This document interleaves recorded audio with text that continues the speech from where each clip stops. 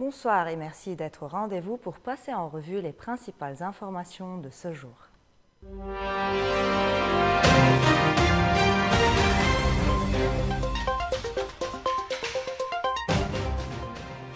Le Liban renoue avec la dynamique francophone. À l'occasion du retour de la mission économique et commerciale de l'OIF à Beyrouth, entrepreneurs libanais et francophones se rencontrent pour bâtir des partenariats durables et ouvrir de nouvelles perspectives d'investissement dans la région. Sous le haut patronage du Premier ministre Nawaf Salam, cette initiative redonne un souffle de vitalité à l'écosystème entrepreneurial libanais. La mission économique et commerciale de l'Organisation internationale de la francophonie fait une nouvelle halte à Beyrouth. 3 ans après une première édition haute en couleurs, cette nouvelle mission s'impose comme un véritable pont entre le Liban et le vaste espace entrepreneurial francophone. La mission économique de la francophonie qui soutient le développement international des entreprises francophones et par le biais de ce développement donc soutient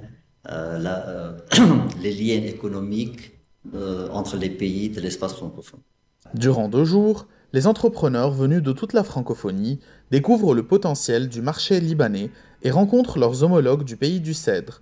Objectif, tisser des liens durables, partager des savoir-faire et bâtir de nouvelles opportunités d'affaires. Portée par l'OIF et les autorités libanaises, cette mission s'inscrit dans un effort global de relance et de coopération au sein de l'espace francophone. Je suis aussi également présidente du Belgian Business Council, donc la Belgique étant aussi un pays francophone. Notre but, c'est vraiment d'aider les entrepreneurs, les entreprises belges et libanaises qui veulent travailler ensemble, donc dans cette culture francophone, entre autres, à collaborer pour le bien des entreprises dans les 2 pays. Donc, on espère que cette francophonie qui revient au Liban soit vraiment un atout aux entreprises au Liban et surtout à l'économie libanaise qui doit être relancée. Depuis 3 ans, les missions économiques francophones ont mobilisé plus de 2000 entreprises de 35 pays, générant 45 millions d'euros de chiffre d'affaires. À Beyrouth, les participants échangent autour des réformes de la digitalisation et de l'innovation, les rencontres B2B et les visites d'entreprises locales permettent de rapprocher les acteurs économiques et d'ouvrir la voie à de nouveaux partenariats. Les travaux se poursuivent jusqu'à jeudi avec une tournée sur le terrain. Je réalise aujourd'hui qu'il y avait beaucoup de personnes qui viennent de tous ces pays francophones, ces États membres. Ils sont intéressés à ce qu'on leur donne des formations. Et on a signé une lettre d'intention en espérant que voilà, il y aura plus de collaboration.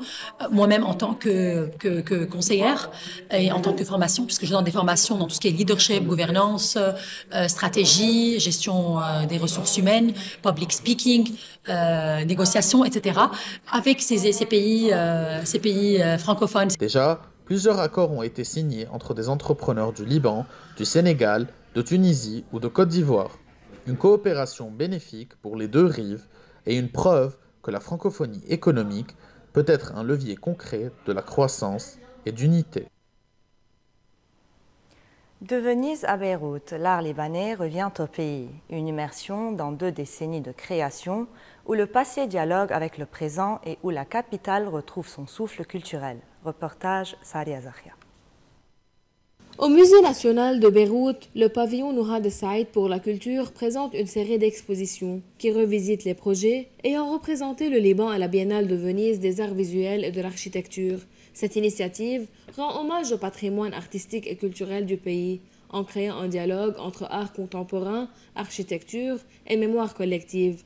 La série s'ouvre avec l'exposition Le monde à l'image de l'homme, un voyage symbolique au cœur du monde moderne à travers les œuvres d'Ayman Balbaki et Daniel Arbid qui explorent chacun à leur manière la beauté et la complexité de Beyrouth. Entre passé et présent, le programme réunit au cœur de la capitale l'énergie créative d'un Liban en mouvement.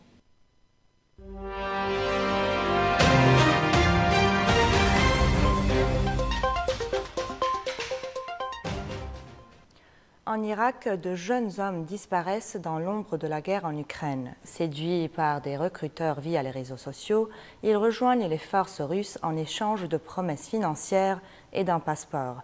Plusieurs ont été tués ou sont portés disparus. Les familles, elles, restent dans l'attente entre honte, colère et silence. Mohamed Imad, 24 ans, son dernier message sur TikTok est une photo en uniforme militaire russe, champ ravagé derrière lui. Priez pour moi, écrivait-il.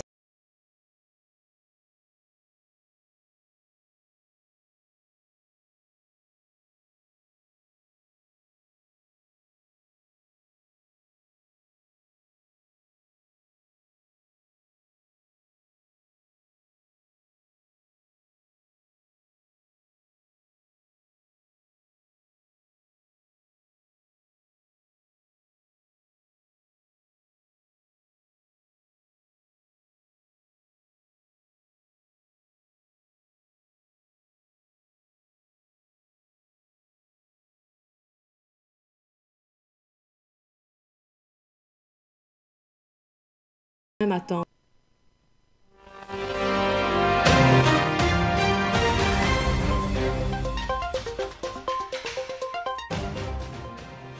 À New York, c'est une page historique qui se tourne. Zohran Mamdani, 34 ans, socialiste et premier maire musulman de la ville, a remporté la mairie face à l'ancien gouverneur Andrew Cuomo.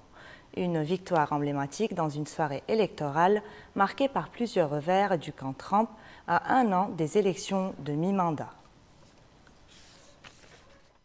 Dans l'une des villes les plus emblématiques du monde, l'élection a fait vibrer les foules.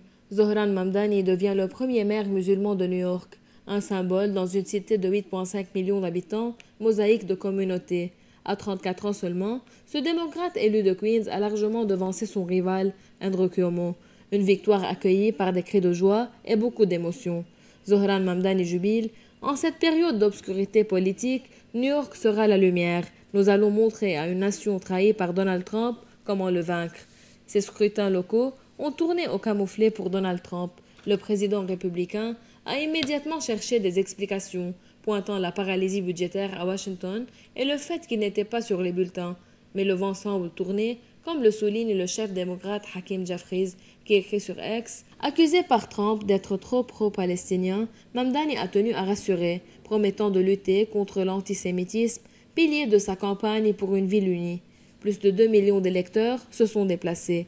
Une mobilisation, comme on n'en avait pas vu depuis près de 60 ans. Né en Ouganda, naturalisé en 2018, Zohran Mamdani promet l'encadrement des loyers, des bus et des crèches gratuits et une ville plus juste, des mesures que Donald Trump qualifie de communistes. Le camp démocrate y voit une social-démocratie moderne.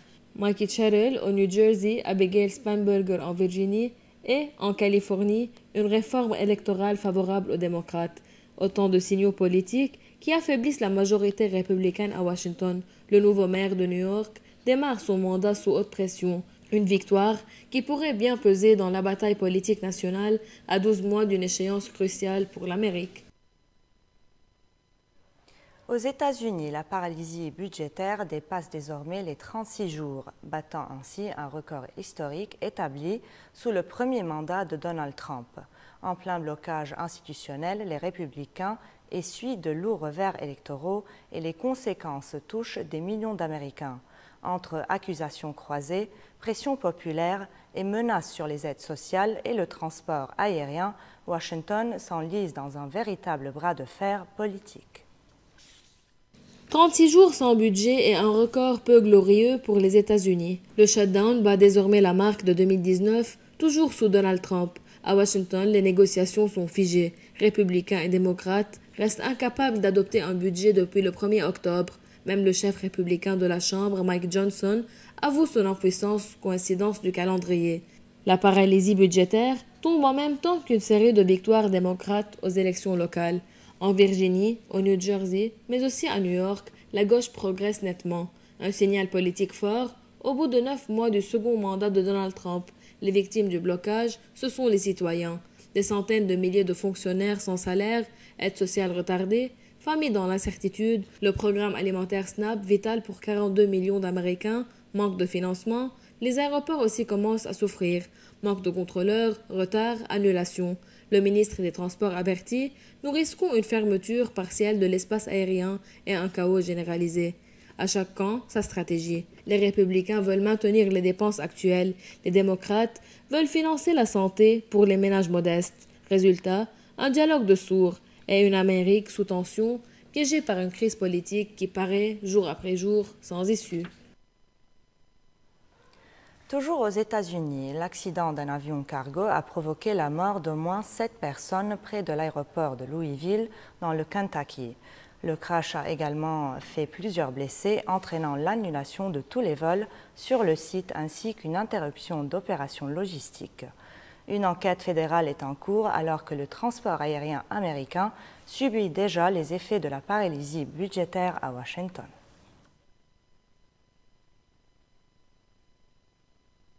C'est à 17h15 heure locale que le vol EPS 2976 a tenté de décoller avant de s'écraser dans une zone industrielle située à près de 5 km de l'aéroport Mohammed Ali, un McDonnell Douglas MD-11 transformé pour le transport de fret en direction de Hawaï.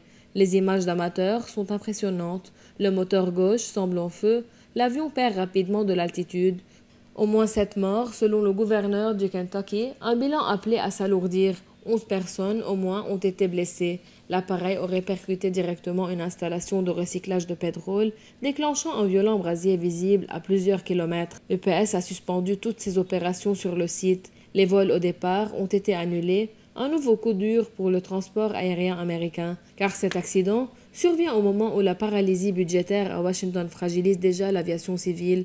Depuis plus d'un mois, des milliers de contrôleurs aériens travaillent sans salaire, créant pénurie, retard et chaos dans les aéroports. Les enquêteurs de la sécurité des transports, la NTSB, doivent déterminer si une avarie mécanique, une erreur humaine ou des effets indirects du shutdown ont contribué au drame. Et en note finale, au Sri Lanka, la lutte contre la corruption prend une tournée historique. Le gouvernement élu sous la promesse de mettre fin au détournement de fonds publics multiplie les arrestations au sein de l'élite politique. Un ex-président, des ministres, de hauts responsables, tous désormais dans le viseur de la justice. Une vaste opération de nettoyage dans un pays marqué par une crise économique sans précédent. C'est une scène inimaginable il y a encore quelques années. L'ancien président sri-lankais, arrêté puis incarcéré brièvement pour détournement de fonds. Un choc qui illustre la volonté de nouveau chef de l'État, Anura Kumara Dissanayake, d'en finir avec une corruption endémique. Depuis son arrivée au pouvoir en 2024, le premier président de gauche de l'histoire du pays mène la plus vaste offensive judiciaire jamais lancée contre les élites. Le chef de la police, arrêté, limogé. Le directeur de l'immigration, condamné à 2 ans de prison. 2 anciens ministres écopent de 20 à 25 ans de réclusion. Même un neveu de l'ex-président a été interpellé. Une vraie purge du sommet à la base de l'État. Pour de nombreux Sri-Lankais, il était temps d'exiger des comptes, car en 2022, le pays a sombré dans sa plus grave crise économique. Inflation à 70%, manque de médicaments, carburant rationné. La population s'est révoltée et a forcé le départ du président. Aujourd'hui, le discours est clair. La population exige que tout ce qui a été volé soit rendu, explique Anja Dissanayake, patron de la commission anticorruption. Mais dans la rue, la colère ne retombe pas. La confiance envers la classe politique reste largement entamée, alors que le Sri Lanka tente de se relever avec l'aide du FMI et des mesures d'austérité. La lutte anticorruption apparaît comme une condition essentielle pour redonner espoir à une population fatiguée des injustices. C'est ici que s'achève notre journal. Merci de votre fidélité et pour plus d'actualités, suivez-nous sur nos réseaux sociaux francophones. Bonne soirée à tous.